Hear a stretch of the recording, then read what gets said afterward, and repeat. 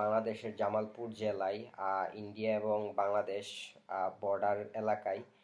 তো বাংলাদেশের লোকজন এবং ইন্ডিয়ার লোকজনের সংঘর্ষ হয়। তো দুই দিক থেকেই, বর্ডারের এপাশ এবং ওপাশ দুদিক থেকেই পাথর নিক্ষেপ করা হয়েছিল। তো এক পর্যায়ে বাংলাদেশিদের পাথর নিক্ষেপের কারণে ভারতীয়রা পিছু হটে এবং তারা চলে যায়। চলুন আমরা ভিডিওটা দেখি।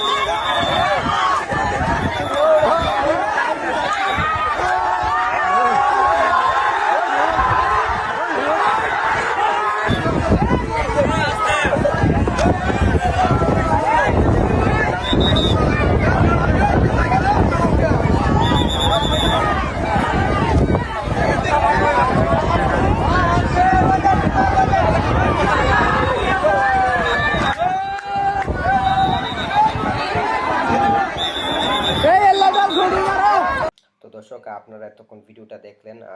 এটা হইতেছে মূলত ওদের সংঘর্ষটার কারণ হইতেছে ভারতের যে বিএসএফ, ওনারা বাংলাদেশে ইন্ডিয়ার যে মুসলিমরা আছে ওদেরকে রাতের বেলা পুশিং করে দিতেছিল বা বাংলাদেশে অবৈধভাবে ঢুকিয়ে দিতেছিল।